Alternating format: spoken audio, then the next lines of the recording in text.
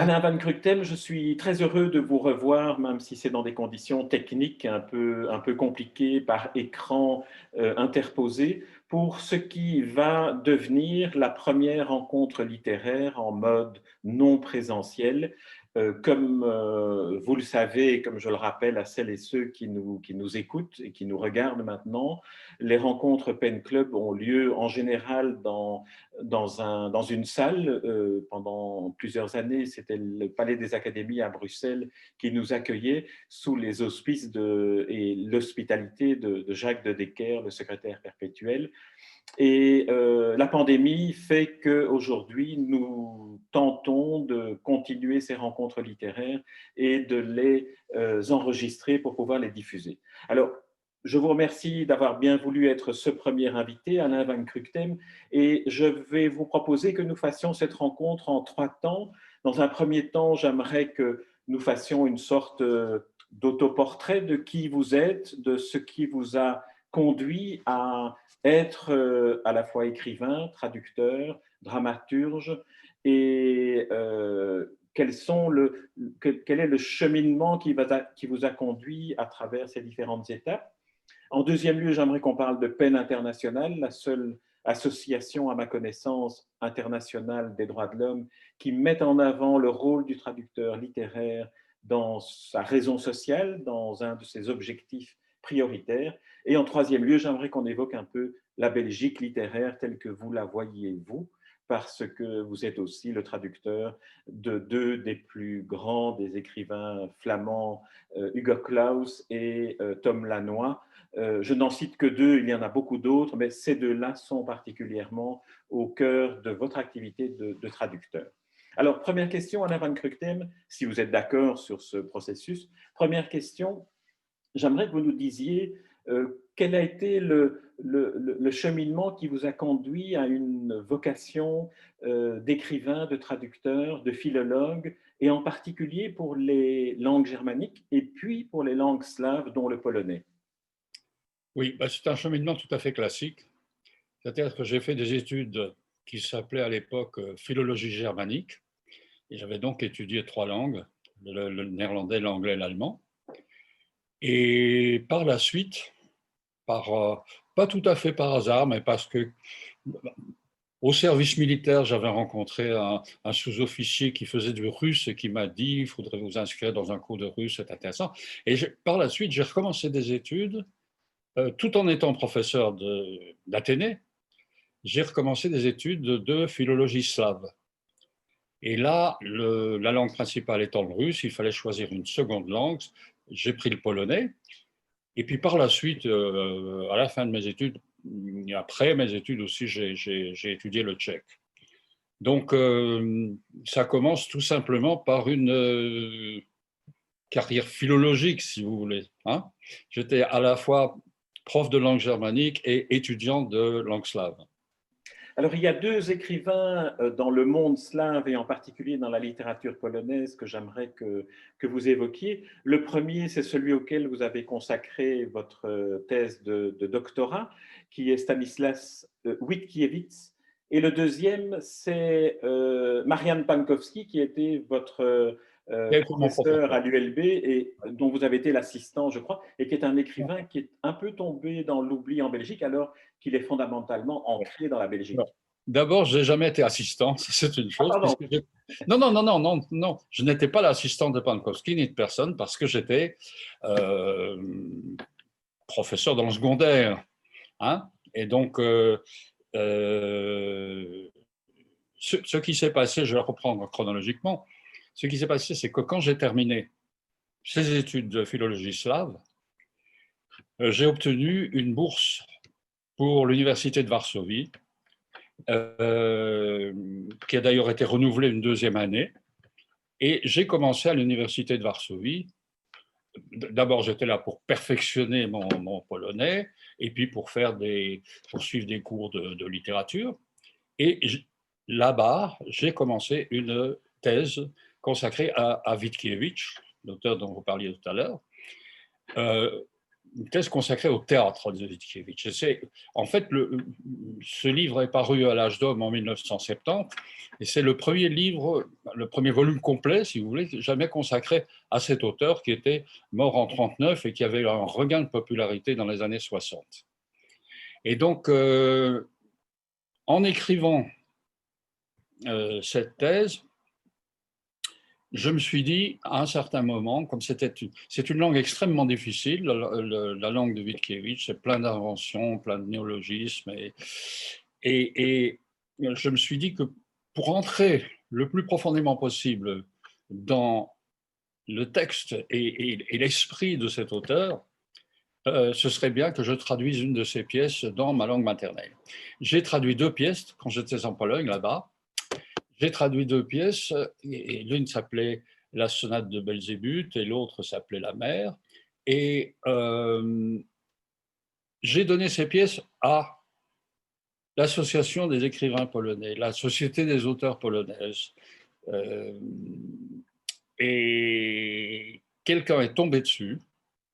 C'était Vladimir Dimitrievitch, qui était un éditeur, il est malheureusement disparu une dizaine d'années. D'origine serbe et installé à Lausanne, et fondateur des éditions de l'Âge d'Homme. Et il avait décidé de faire paraître l'œuvre complète de Witkiewicz sur la recommandation d'un ami polonais. Et donc, je suis entré en contact comme ça. Il avait lu mes 2 pièces. Il m'a demandé si je voulais m'occuper de publier le théâtre complet. Et finalement, ça a pris une ampleur que je ne soupçonnais pas au début. C'est-à-dire que finalement, il y a 6 volumes, avec au total 23 pièces qui sont parues. Et de ces 23 pièces, j'en ai traduit, je ne sais plus exactement, mais 16 ou 17, donc à peu près les 3 Est-ce quarts. qu'il est possible, Alain Van Grutem, de situer un peu qui est Stanislas Witkiewicz disons, si on devait le comparer à un auteur de la littérature française, de la littérature dramatique? Justement, c'est incomparable. Ah, voilà. Et je vais vous dire pourquoi c'est incomparable. C'est parce que c'est un auteur qu'on peut qualifier d'avant-garde. Avant-garde au sens de l'avant-garde de l'entre-deux-guerres, hein, ou même d'avant la guerre 14-18. Sans avoir jamais fait partie d'un de ces grands groupes qui étaient les dadaïstes, les surréalistes, les expressionnistes, les futuristes, etc. Hein, et en même temps, il a dans son écriture des caractéristiques qu'on retrouve dans ces différents groupes, chez les imagistes, les expressionnistes, les futuristes, etc., sans avoir jamais été affilié à un groupe, sauf pendant un petit moment très court, avec un groupe d'avant-gardistes polonais, mais il s'occupait surtout de peinture. Alors, pourquoi c'est un personnage tout à fait particulier? C'est parce qu'il est à la fois écrivain, et donc dramaturge aussi. Il est écrivain de romans, écrivain de théâtre, il est photographe, il est peintre, et il est philosophe. Et finalement, je ne dirais pas son snobisme, enfin, sa façon de parler de lui-même, c'était « je suis un philosophe avant tout ». Je suis un philosophe qui peint des tableaux, qui écrit des romans. Et si je me suis intéressé à son théâtre, c'est parce que dans les années 60, on a redécouvert son théâtre, dont la plus grande partie n'avait jamais été jouée, et certainement par des troupes professionnelles en Pologne. Et ça a été une espèce de révélation parce que, à l'époque, il y avait une autre avant-garde qui était ce qu'on a appelé parfois le théâtre de l'absurde. C'était Ionesco, Beckett, Adamov, etc. Et les Polonais ont immédiatement assimilé leur Witkiewicz à cette avant-garde moderne en disant plus ou moins « oh, c'était un Ionesco, mais il y a 30 ans hein ». Et donc, ça explique un peu le succès. On a republié tout ce qui avait été publié dans des revues seulement avant sous forme de volume. On a publié des pièces inédites et c'est comme ça que je suis entré en contact avec lui en Pologne par ces nouvelles éditions. Alors, Et donc, c'était quelque chose de neuf à l'époque. Ouais. encore une question, parce que vous avez traduit presque, vous dites, 17 pièces de Stanislas Witkiewicz.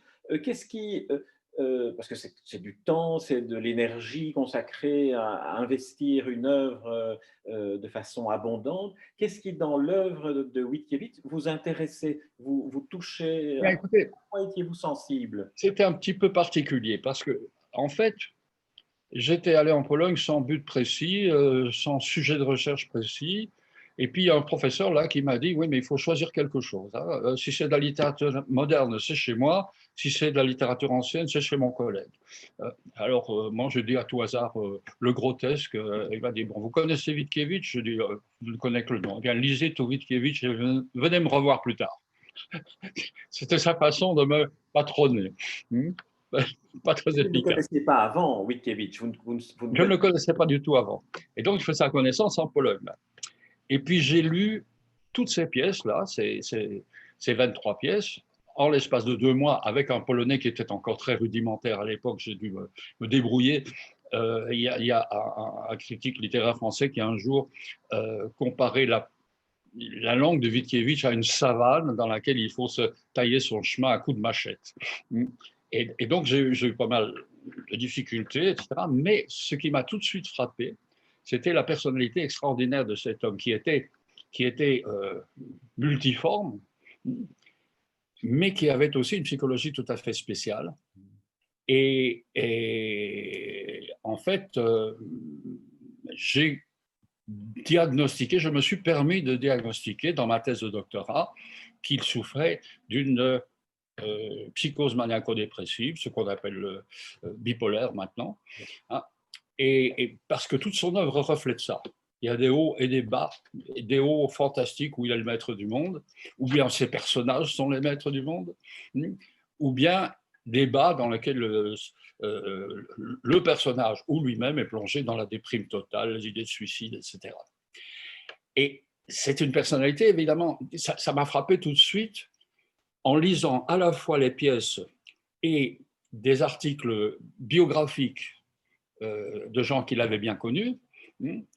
Ça m'a frappé tout de suite la ressemblance de psychologie entre lui et ses personnages. On ne peut pas toujours faire ça avec les écrivains. C'est une tendance de la critique littéraire parfois, c'est d'identifier l'écrivain avec son personnage ou ses personnages. Mais là, ça saute aux yeux, il n'y a pas moyen de faire autrement. Et par exemple, avec le complexe d'Édipe, en fait, on l'appelle en Pologne toujours Stanisław Ignacy, Stanislas Ignace Witkiewicz, parce que son père s'appelait Stanislas Witkiewicz et il était aussi écrivain et peintre, et connu. Et donc lui, pour se distinguer, il voulait toujours les deux prénoms et il avait fabriqué un pseudo en prenant un morceau de son nom de famille et un morceau d'un prénom. Et c'est ce pseudo sous lequel il est très bien connu en Pologne, c'est Witkacy. Voilà. Très bien. Alors, écoutez, je vous propose qu'on laisse de côté maintenant Stanisław Witkiewicz, si ce n'est peut-être sur le site de Pen Club, on trouvera les références des différentes pièces que vous avez traduites en français et qui sont Et publiées. pas seulement les pièces, hein. Par la suite, j'ai traduit des essais, j'ai publié 5 cahiers d'essais, pas seulement de moi, mais d'auteurs divers, qui s'appellent les cahiers Witkiewicz, tout ça à l'Ardom. J'ai traduit 3 gros romans aussi. Et donc, je veux dire, j'ai vécu 10 ans avec lui, voilà. Voilà. Alors, j'aimerais qu'on parle de l'autre auteur polonais qui a occupé. Marian Pankowski. C'est Marian Pankowski. Alors, racontez-nous Oui, qui. Marian Pankowski, c'était mon professeur de polonais avec qui j'ai dû commencer à apprendre la langue à zéro, à l'âge de quel âge j'avais, 3-24 ans. J'ai dû apprendre le polonais dans un abécédaire. C'était nos premières leçons. Et en tant que professeur, il a été tellement efficace que en 3e année, je lisais un roman du 19e siècle. Le professeur était efficace, mais l'élève était aussi particulièrement doué. C'est-à-dire que l'élève avait déjà une expérience des langues, évidemment. Vous savez, il y a pas vraiment de secret dans l'apprentissage des langues. Si vous en connaissez deux, la troisième est plus facile, et ainsi de suite. Hein. La sixième est plus facile que la cinquième, etc. Mais ce que je voulais dire de Marianne Palkowski, c'est un grand écrivain, mais c'est un poète avant tout. C'était un poète avant tout, parce qu'on va parler malheureusement de lui au passé, mais il était professeur, il était un professeur extrêmement consciencieux et conscient du fait qu'il devait faire violence à son tempérament pour faire de la pédagogie. Mais malgré tout, de temps en temps, son tempérament ressortait. Et alors, au lieu de vous traduire un mot, par exemple, ou une phrase, il vous expliquait avec une longue chaîne de métaphores comment et dans quelles circonstances on utilise ces phrases-là. Bon, ouais. Et c'était extrêmement intéressant. Et quand je suis rentré en Belgique, par la suite, j'avais commencé tout ce travail sur Witkiewicz. J'étais chercheur au FNRS pendant un temps, pendant plusieurs années, 5 ans, pour, en continuant ce cycle de traduction, mais en faisant d'autres recherches dans le domaine slave aussi. Et je suis resté en contact avec Marian Pankowski. Un jour, je lui ai proposé de traduire ses pièces. Et il était tout à fait d'accord. Et alors, je vais essayer de résumer, mais j'ai eu avec cet auteur-là, plus qu'avec aucun des nombreux autres auteurs que j'ai connus, une façon de travailler tout à fait spéciale. Nous étions littéralement face à face, comme nous sommes face à face maintenant. Et d'un côté de la table, j'étais là avec ma petite machine à écrire portable, et lui, de l'autre côté, il me répondait, j'avais le texte à côté de moi, lui avait son texte également, et je traduisais phrase par phrase, réplique par réplique. Et lui me disait, si j'avais bien compris, s'il approuve. Je n'ai jamais eu, évidemment, une relation pareille avec un auteur qui a approuvé chacune de mes phrases. Est-ce que c'était une situation qui vous semble idéale? Parce qu'en vous écoutant, on se dirait, mais voilà, la situation idéale pour un traducteur, c'est Oui, d'être oui. en symbiose même présentielle avec son auteur. Oui. Ben, peut-être que la situation idéale, c'est peut-être avec un auteur mort, hein, il ne rouspète pas. Mais non, c'était vraiment... et c'était un lien amical et un lien de collègue aussi, parce que je suis devenu son collègue ensuite en étant nommé à un cours de littérature européenne comparée. J'étais professeur à temps partiel à l'ULB. Et puis, quand par la suite, notre patron à tous les deux, qui était le professeur Backfist, a pris sa retraite, j'ai pris la succession de la plupart de ses cours et Pankowski est devenu mon collègue. Oui, voilà, pardon, j'avais Voilà. fait une erreur de chronologie et de hiérarchie. Alors, peut-être que je vais vous poser la même question concernant Marian Pankowski que pour Witkiewicz. Qu'est-ce qui, dans le théâtre de Pankowski que vous avez traduit, qu'est-ce qui vous a attiré? Qu'est-ce qui le distingue? Parce qu'aujourd'hui, je pense qu'on ne joue Oui, plus Pankowski depuis assez longtemps, en Belgique en tout cas. oui. Je crois qu'il n'a pas eu, enfin non, je suis sûr qu'il n'a pas eu la carrière qu'il souhaitait, qu'il méritait. Finalement, il n'a eu la reconnaissance dans son pays que pendant les 20 dernières années, je crois, de sa vie. Mais il avait été traduit en français déjà. Un de ses romans, son premier roman d'ailleurs, avait été traduit en français euh, dans les années 50-60. Et, et par la suite, je veux dire, il était dans une situation extrêmement difficile. En Pologne, il était considéré comme un émigré, opposant politique, adversaire politique, notamment parce qu'il écrivait dans une revue parisienne, une revue polonaise. Et dans ce que les Polonais appellent la Polonia, c'est-à-dire la grande émigration polonaise partout dans le monde, il n'était pas du tout estimé à sa juste valeur parce qu'on le considérait principalement comme un pornographe. Voilà. hein, et qui parlait en plus très mal de la religion. Alors là, pour les Polonais, c'est une condamnation. Oui. Et en fait, ce n'est pas de la pornographie du tout chez Pankowski, c'est simplement, il a un intérêt pour toutes les choses du corps, y compris les choses les moins reluisantes de notre activité physique. Et bon, je vous cite un exemple. Hein. Dans une de ces pièces, il y a des cambrioleurs qui se racontent leurs exploits et ils expliquent comment ils pissent dans le coffre-fort après l'avoir vidé ou des choses dans ce genre-là. Hein. Et pour les gens bien pensants de la Pologne émigrée, tout ça, c'était. Mais par contre, Mais ça a été joué en Belgique, si mes ça a souvenirs. été joué en Belgique. Ma première traduction a été jouée en Belgique à Charleroi, au Théâtre de l'Ancre, mais il y a déjà longtemps de ça, ça devait être dans les années 70, fin des années 70, années 80.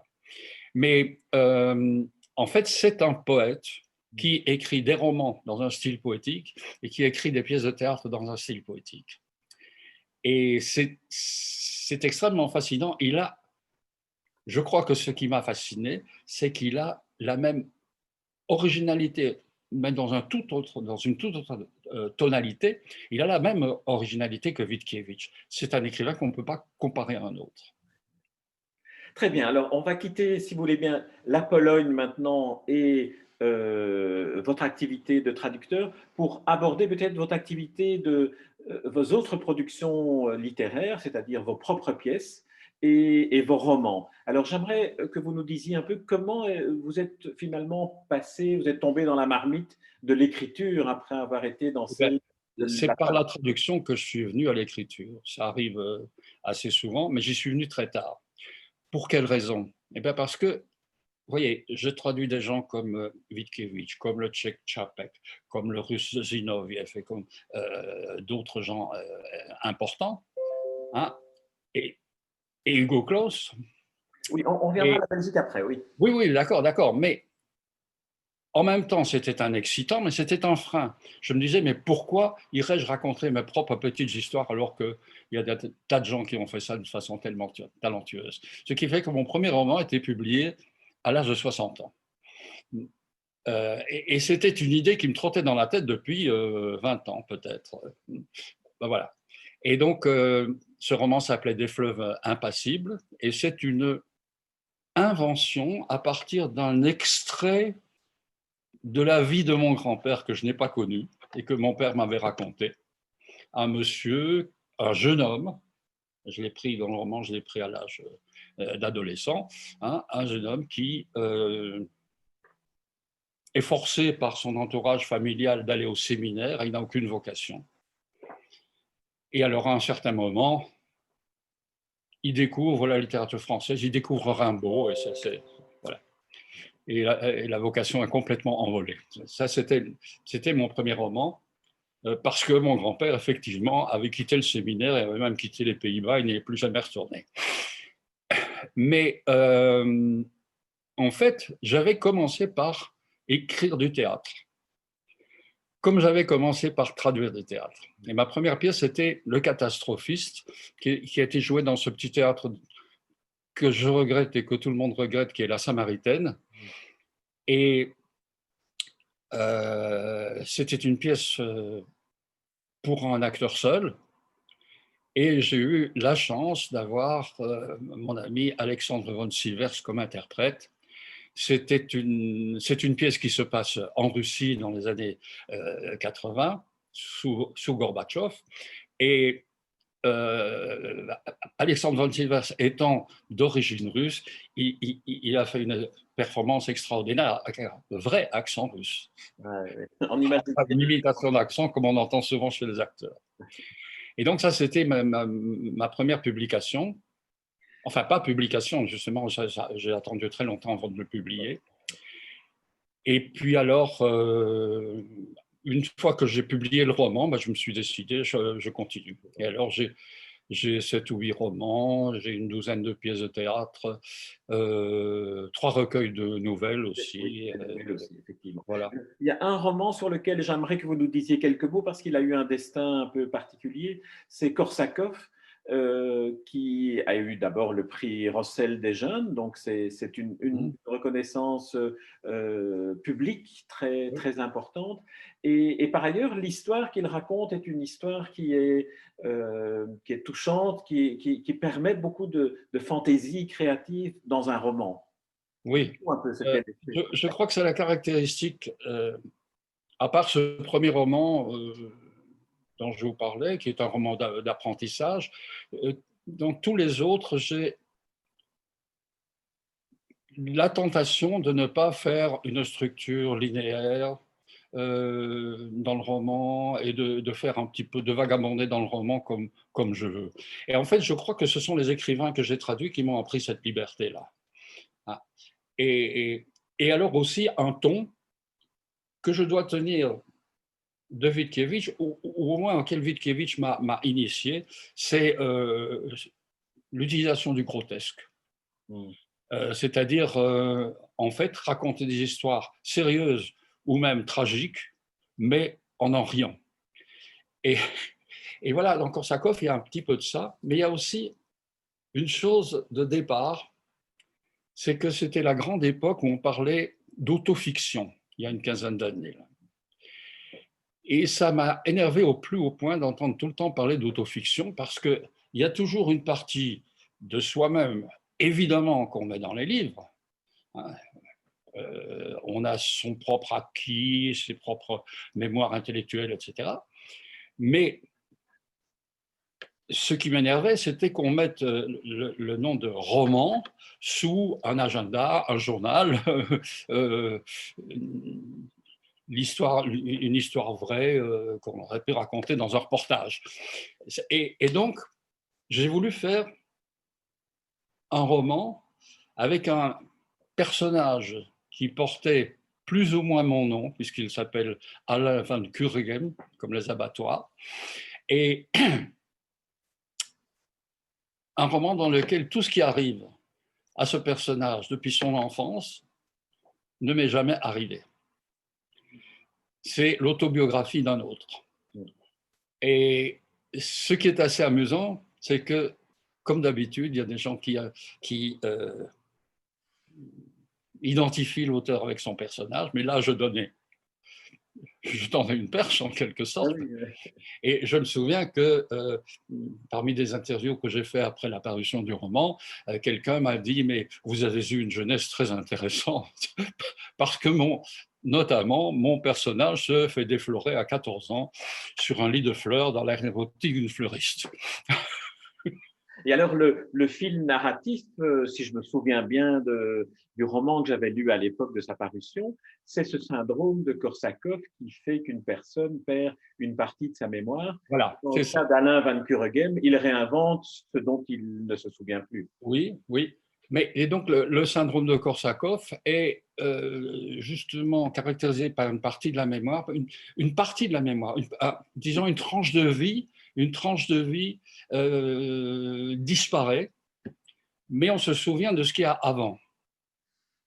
C'est exactement comme dans la mémoire sénile, hein, mais différent parce qu'il s'agit véritablement on perd la mémoire d'une certaine tranche de vie, plus ou moins longue.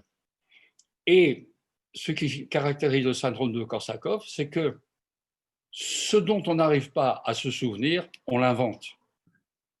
Donc c'est un Et là, travail de c'est romancier que incroyable. font les gens, les gens atteints de Korsakov, ils font un travail de romancier. Ils inventent une histoire puisqu'ils ne se souviennent pas de la vraie histoire. Alors, c'est une voie royale pour un romancier comme vous d'inventer un personnage de roman comme celui-là, qui en plus donne à penser que c'est de l'autofiction et donc c'est une mise en abîme. Mais vous voyez, il y a du jeu là-dedans. Et ça, c'est quelque chose que je crois qui me caractérise dans tout ce que j'ai écrit et même dans ce que j'ai traduit. J'ai toujours traduit des écrivains qui aimaient jouer avec la langue et aussi jouer avec la structure du roman ou de la pièce de théâtre, par exemple. Et dans Korsakov, je crois que cet élément de jeu est très présent. Euh, ce qui est ce qui m'a beaucoup étonné à l'époque, c'est qu'on m'a donné le prix Rossel des jeunes. Donc, ce sont des rhétoriciens, un jury de jeunes gens de 17-18 ans qui ont aimé ça. Ce n'était pas du tout un livre écrit pour des jeunes. Mais est-ce qu'il y a des livres écrits pour les jeunes ou est-ce que tous Oui. les livres ne sont pas finalement destinés à tous les publics? Et moi, j'avais le sentiment que ce prix Rossel des jeunes était justement un peu comme les prix du public dans les grands jurys Oui. littéraires. C'est parfois un prix qui est plus sincère et qui… Il y a un concours des jeunes en France aussi. Absolument. Mais j'ai un petit peu perdu le fil là, mais Non, non, vous disiez que vous qui étiez est- ce qui surpris que est ce soit le prix Rossel des jeunes parce qu'il n'était présent pas… dans Corse à Corse, c'est-à-dire le jeu avec la structure du roman, je l'ai dans mes autres romans également. Hein. Il y a une chose que je retrouve sans le vouloir et en le voulant un petit peu partout, c'est l'intertextualité. C'est-à-dire, finalement, laisser affleurer des souvenirs de choses que j'ai lues. Ça peut être une citation de Shakespeare, ça peut être, je ne sais pas moi, trois phrases d'un roman que j'ai lu et que je m'amuse à retraduire en français ou des choses comme ça. Euh, bon, c'est un jeu aussi. Et de même que pour moi, la traduction n'a jamais été un boulot, n'a jamais été une corvée, hein, ça a toujours été plus ou moins un jeu. C'était une façon de… un jeu intellectuel, quoi, hein, comment pénétrer dans la langue, la personnalité, la culture de tel écrivain, de son œuvre. Et j'ai écrit de la même façon, en jouant.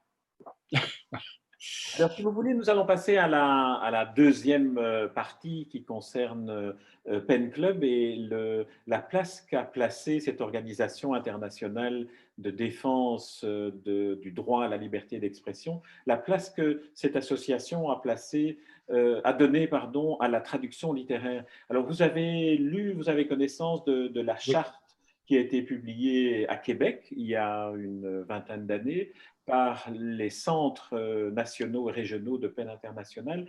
Et c'est une charte qui met vraiment en évidence certaines des caractéristiques de la traduction littéraire. Et j'aimerais que vous nous en fassiez en quelque sorte un écho. Est-ce que vous validez cette approche? D'autant plus que vous êtes proche d'une certaine manière du Pen Club, dans la mesure où vous avez été aussi primé par le Pen Club polonais.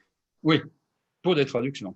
Pour les traductions, absolument. Donc, je pense que vous êtes peut-être la personne idéale pour évoquer cette charte de la traduction littéraire de Pen Club. Alors, il y a un point qui est le premier élément de cette charte qui dit, et qui me semble avoir été entendu dans ce que vous disiez, la traduction littéraire est un art de passion, porteuse de valeurs d'ouverture, elle permet d'aspirer à l'universel et elle est le vecteur privilégié du dialogue entre les cultures. C'est une Oui, traduction en français du texte original en anglais. Quel c'est commentaire faites-vous? irréfutable, ça, c'est irréfutable. Euh, Traduire une œuvre littéraire, c'est s'introduire en quelque sorte dans la culture d'un pays étranger, d'une langue étrangère, d'une nation étrangère, hein, essayer de rendre cette culture accessible aux lecteurs de votre langue maternelle. Et donc, il est évident que considérer une traduction comme nous le faisions à l'école, les traductions du latin littéral, pour lesquelles il y avait ce qu'on appelait des juxtas à l'époque. Je ne sais pas si vous vous Oui, ça, oui, des bien sûr. traductions juxtaposées. Il y avait une traduction littérale à côté du texte latin. Et bien, ça, c'est la plus mauvaise traduction littéraire possible. C'est la traduction littérale. Il est évident que tout ce qui n'est pas dit de façon explicite dans un texte doit se comprendre également. Tout le contexte. Et dans ce contexte, il y a la personnalité de l'auteur, bien sûr, ce qu'il a formé, ce qu'il pense, ce qu'il a écrit, etc. Il y a le contexte qui entoure l'œuvre en question.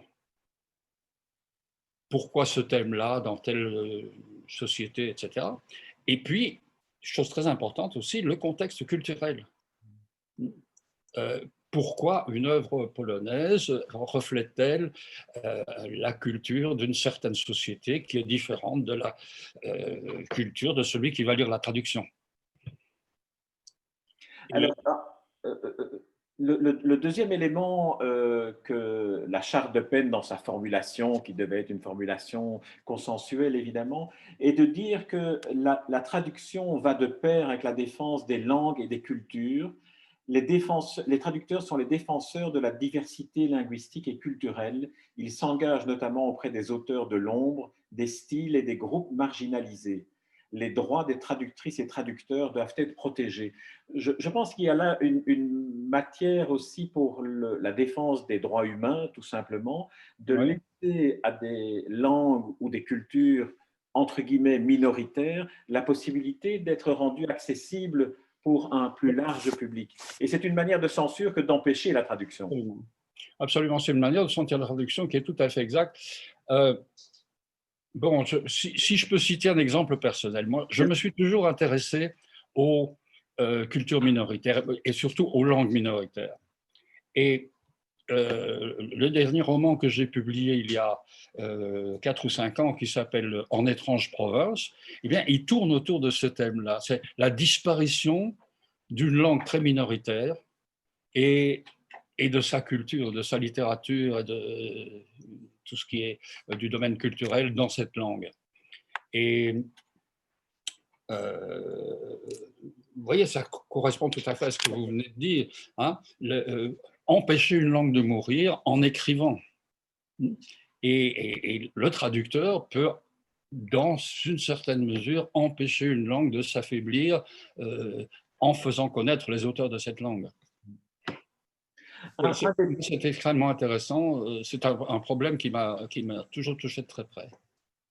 Alors, un autre point sur lequel la Charte de peine internationale insiste est de défendre aussi les droits des traducteurs et traductrices en tant que personnes créateurs de leur œuvre, de leurs créateurs et propriétaires des droits d'auteur en quelque sorte de leur traduction. Et la peine internationale prône aussi la mise en évidence de la présence d'un traducteur lorsqu'on a accès à un texte traduit. Est-ce que c'est quelque chose qui est un combat qui doit encore être mené? Parce Oui, qu'on dirait qu'aujourd'hui, certainement. le traducteur reste toujours une personne de l'ombre. Oui, c'est un combat qui dure depuis un certain temps, depuis des dizaines d'années, et qui doit continuer. Vous savez, je pourrais vous citer des tas d'anecdotes où un éditeur a carrément manifesté son mépris pour le travail du traducteur. Mais ça, c'était ancien. Hein, c'était ancien. Une seule anecdote que j'ai entendue de la part d'une traductrice de chinois lors des assises de la traduction littéraire qui ont lieu à Arles tous les mois de novembre, hein, eh bien, cette dame a raconté que, j'ai oublié exactement le nom de l'auteur, mais elle a proposé à un éditeur, un auteur chinois classique de plusieurs siècles auparavant, qui n'avait jamais été traduit en français alors qu'il était traduit dans un certain nombre d'autres langues. Ouais. L'éditeur a dit oui, ça vous intéresse, ça m'intéresse beaucoup, tout ça. La dame qui n'avait aucune expérience de contact avec l'éditeur a traduit. Et puis, c'est seulement à la fin qu'elle a dit et vous allez me payer combien? Il a dit mais je croyais que vous faisiez ça par amour de la littérature chinoise. Et ce sont des anecdotes qui ne sont plus valables à l'heure actuelle. Ça n'existerait plus. Ça n'existerait plus. Seulement, il y a toujours ce combat hein, euh, pour des choses toutes simples et toutes bêtes. Avoir le nom du traducteur en page de couverture ou en page arrière de couverture, en quatrième de couverture. Bon, il faut. Maintenant, ça commence, dans la traduction française, ça commence à se généraliser, mais il faut toujours insister auprès des éditeurs, des gens, vous citez mon nom quelque part, là, hein, sur la couverture. Bon, vous savez, je vous parlais des assises de la traduction littéraire en Arles. C'est une initiative de l'ATLF, qui est l'Association des traducteurs littéraires de France, dont je fais partie depuis très longtemps, depuis 35 ans, je crois. Et il est évident que cette association a une espèce de vocation syndicale aussi, qui est la défense des droits des traducteurs. Et la défense du droit des traducteurs comme créateur, ce que vous venez de dire, hein, comme auteur secondaire d'une certaine œuvre. Hein. Et je crois qu'il ne faut pas du tout avoir de modestie à cet égard-là. parce qu'il y a un travail de recherche sur la langue, sur tout le contexte dont je parlais tout à l'heure, etc., qu'aucun lecteur ne ferait. C'est le traducteur qui est le meilleur lecteur, toujours. Et donc, il y a là un travail de création à partir de documentation extrêmement serrée, et un travail de création qu'il faut reconnaître. Il y a certains éditeurs qui le reconnaissent volontiers, il y en a toujours d'autres qui... Mais ce qui est flagrant, c'est que, par exemple, un traducteur littéraire gagnera toujours beaucoup moins par page traduite qu'un traducteur de textes commerciaux, politiques. Est-ce que alors qu'il fait, à mon sens, un travail différent et plus difficile.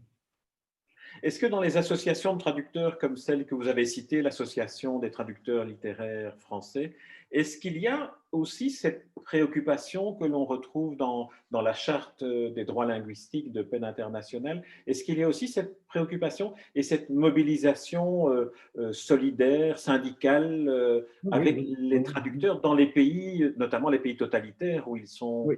Mais vous voyez, les points que vous avez cités là de la Charte peine, on les trouve dans les textes de l'Association des traducteurs littéraires de France.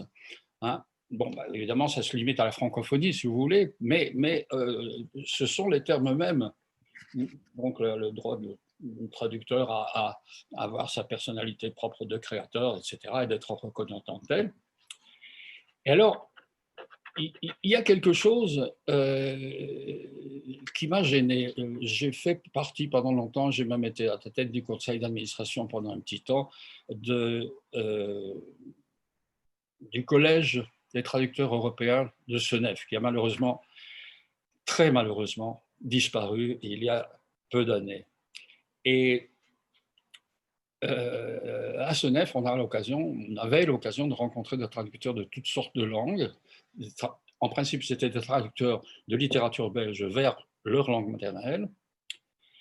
Et un petit peu partout, il y avait les mêmes difficultés pour les traducteurs. Ah oui, oui. Ouais. Très bien. J'aimerais qu'on aborde la dernière partie, puisqu'il nous reste une dizaine de minutes avant d'arriver au terme de cette heure d'entretien. C'est d'évoquer la Belgique littéraire dans laquelle vous vous inscrivez de plein pied, non seulement comme traducteur des auteurs de langue néerlandaise, des auteurs belges de langue néerlandaise, comme Tom Lanois, par exemple. Et par ailleurs, quelle est la manière dont vous vous percevez, vous, comme écrivain, cette fois-ci dramaturge et auteur, dans le contexte de la littérature belge? On pourrait poser la question autrement en vous demandant quelle est votre définition de la littérature belge. Comment est-ce que vous essayerez Oui, vous savez que c'est extrêmement difficile. Hein. C'est extrêmement difficile parce que, alors, on peut dire littérature belge de langue française, de langue néerlandaise, éventuellement de langue allemande, mais je me suis souvent posé la question, et je ne suis pas le seul du tout à se l'être posé, existe-t-il vraiment une littérature nationale belge? Peut-être dans une certaine mesure pour certains segments de la littérature, peut-être dans certains thèmes, peut-être dans certains styles. Par exemple, une prédilection pour le baroque que l'on trouve beaucoup moins dans la littérature française de France. Une espèce de liberté de création, on ne se prive pas de faire des néologismes, etc., ou de quitter la pensée rationnelle, par exemple. Et c'est quelque chose dont je me suis aperçu, non seulement à propos de la littérature néerlandaise, mais déjà du temps où je commençais à traduire du polonais. Le théâtre de Witkiewicz n'a jamais percé en France aussi bien qu'il n'a percé en Pologne, alors que tous les textes étaient publiés. Il y a des grands théâtres qui l'ont joué. Et il y a toujours eu des critiques pour dire bon, c'est absurde, ça ne tient pas debout. Ça, bon. Et je veux dire, en Belgique, on ne réagit pas exactement de la même façon. Ce n'est pas toujours la rationalité qui compte. Ça, c'est une chose. Maintenant, Votre question concernait Hugo Claus et Tom Lanois. Comme je vous disais tout à l'heure à propos d'autre chose, j'ai toujours aimé et traduit des auteurs qui jouaient avec la langue, des auteurs à la langue riche, des auteurs qui, par exemple comme Hugo Claus dans Le Chagrin des Belges, qui était la première traduction que j'ai faite du néerlandais. C'est assez étonnant quand même. J'étais traducteur depuis plus de 20 ans quand j'ai traduit Le Chagrin des Belges. Mais dans Le Chagrin des Belges, vous avez ce mélange d'outils linguistiques qui est tout à fait original. Disons que, grosso modo, on pourrait dire, c'est écrit en deux langues. Het Verdrag van België, c'est écrit en deux langues. Vous avez du néerlandais classique et parfois du néerlandais extrêmement classique, avec des archaïsmes, avec des passages poétiques recherchés, tout ça. Et à côté de ça, vous avez une langue que Hugo Claus appelait lui-même une langue qui n'existe pas.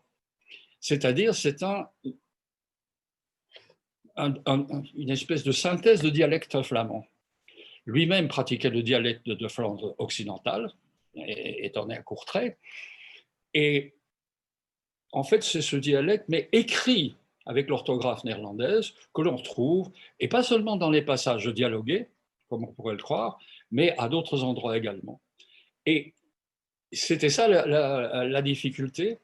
Et là, je crois que le public français a bien marché. Vous savez que ça a été un succès énorme, la traduction du Chagrin des Belges, qui a étonné tout le monde, l'éditeur, moi-même, même Claus, qui avait déjà eu des traductions, mais jamais avec un succès tel. Mais il faut dire que c'est son chef-d'œuvre, ça c'est sûr. Et quelle est la perception qu'avait Hugo Claus de votre travail de traducteur? Est-ce qu'il il y a été associé ou bien pas du tout? Oui, je crois qu'il l'appréciait quand même, parce que sinon il n'aurait pas fait appel à moi pendant de si nombreuses années pour des œuvres aussi différentes. Par exemple, je n'ai jamais traduit de poésie. Claus est un grand poète aussi. Je n'ai jamais traduit un recueil de poésie de Claus. Hein. Ce sont d'autres traducteurs qui s'en sont occupés. Mais il m'est arrivé de traduire pour des revues, mais ma question était plutôt, est-ce que vous avez pu échanger avec lui sur votre oui, traduction? voilà. Et en fait, c'était un homme au caractère assez particulier. Comme tout grand génie, si on peut dire, que ce soit sur le plan du football ou de la littérature, il faut une bonne dose d'égocentrisme. Ouais. Et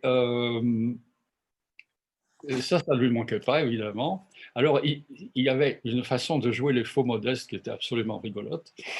Mais je crois qu'il appréciait mon travail parce qu'il m'a laissé faire. Il m'a laissé faire. Je crois. Et en fait, j'ai une anecdote bizarre que j'ai racontée souvent. Nous étions à Nantes parce qu'il avait été créé dans les années 85-86 un prix de la traduction littéraire qui était destiné à l'auteur et à son traducteur. C'est devenu le prix Bataillon maintenant. Et donc nous étions tous deux invités à la foire du livre de Nantes avec journalistes, etc., signatures, tout ce que vous voulez, mais aussi une émission sur FR3. Alors la FR3 régionale vient nous interroger et le journaliste dit à Hugo, Monsieur Claus, vous devez être ravi d'avoir une traduction aussi réussie de votre grand livre, etc. Et Claus, imperturbable, lui répond, oui, tout le monde dit que c'est très bien, mais moi, je ne l'ai pas lu. Sur quoi j'ai dit, alors le journaliste se tourne vers moi et me dit, mais ça ne vous fait rien, ce que M. Claus vous dit là? Je dis, bon, vous savez, moi, je suis un homme extrêmement occupé, je n'ai pas le temps de lire les livres de M. Claus non plus. Ah oui, c'est très bien. Très bien. Vous voyez, ça, c'était le genre de jeu qu'il y avait entre nous, là. Mais il faut dire qu'avec Tom Lanois, il s'agit de quelque chose d'extrêmement différent. Et il s'agit d'une véritable amitié. deux personnes qui se sont trouvées, quoi. Il me fait une confiance absolue, mais lui, il lit toutes mes traductions et il en est ravi. Il est ravi d'être traduit dans une aussi belle langue que la langue française, comme il dit. Oui. Voilà. Très bien. Alain Van Krutem, nous allons mettre un terme provisoire à cette rencontre. J'espère bien que nous allons bientôt nous revoir, mais cette fois-ci en présentiel, comme on dit, de ce nouveau mot inventé à cause de la Covid.